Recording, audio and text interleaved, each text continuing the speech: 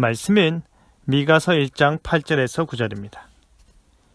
이러므로 내가 애통하며 애곡하고 벌거벗은 몸으로 행하며 들깨같이 애곡하고 타조같이 애통하리니 이는 그 상처는 고칠 수 없고 그것이 유다까지도 이르고 내 백성의 성문 곧 예루살렘에도 미쳤음이니라. 미가 선지자는 사마리아와 예루살렘에 대한 묵시를 전하였습니다.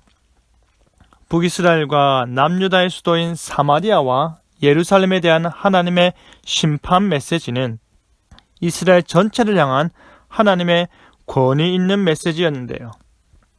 애통하는 미가 선지자가 이렇게 애곡하는 이유는 무엇인지, 고칠 수 없는 아픔이라는 제목으로 말씀이 주는 교훈을 함께 나누겠습니다.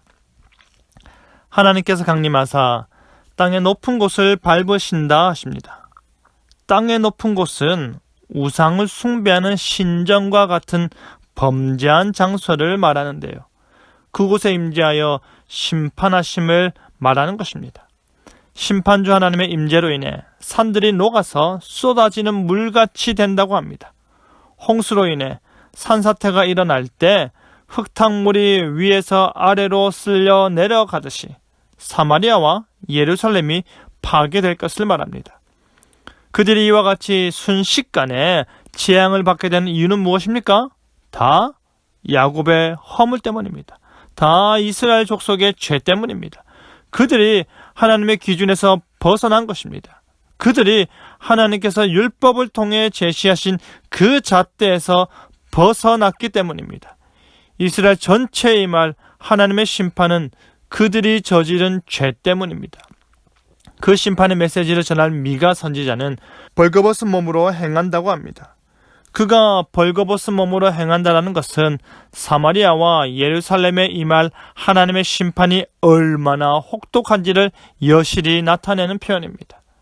미가가 보이는 애통하는 모습은 하나님의 심판의 심각성과 그에 따른 선지자로서의 심정을 상징적으로 보여주는 것입니다. 뿐만 아니라 아수르의 포로로 끌려가게 될 이스라엘의 운명을 암시하는 것으로도 보입니다.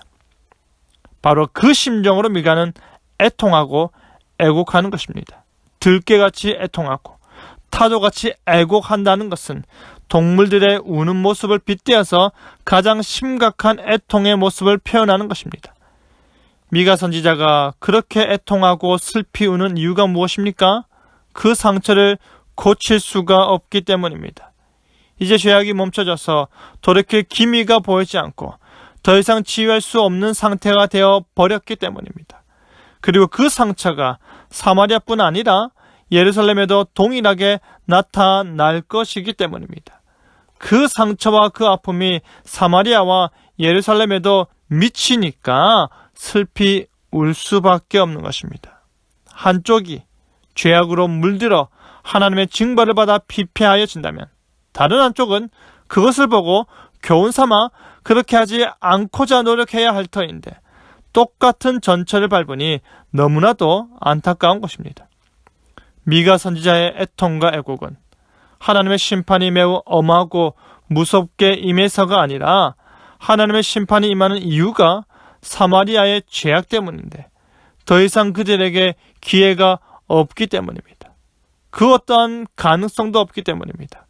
미가 선지자의 애통과 애곡은 그 회생 가능성이 없는 사마리아를 보고서 예루살렘 역시도 기회를 가지지 못하고 가능성을 스스로 저버리는 어리석음을 범했기 때문입니다. 그러니 슬피 울며 기도하는 것 외에 할 수 있는 것이 없는 것입니다.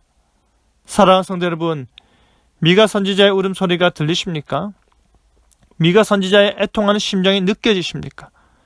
자기 눈에 보이는 뻔한 길을 자기 민족이 가는 것입니다. 죄악의 길을 멈추지 않는 기차처럼 달려가는 것입니다.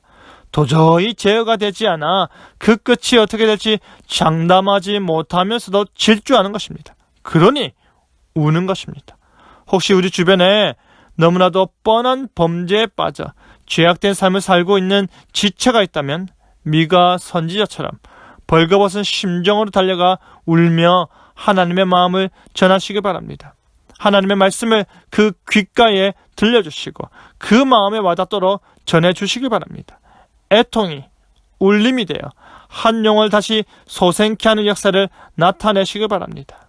그리하여 벌거벗은 고칠 수 없는 아픔을 애통하는 저와 여러분 되기를 간절히 바랍니다.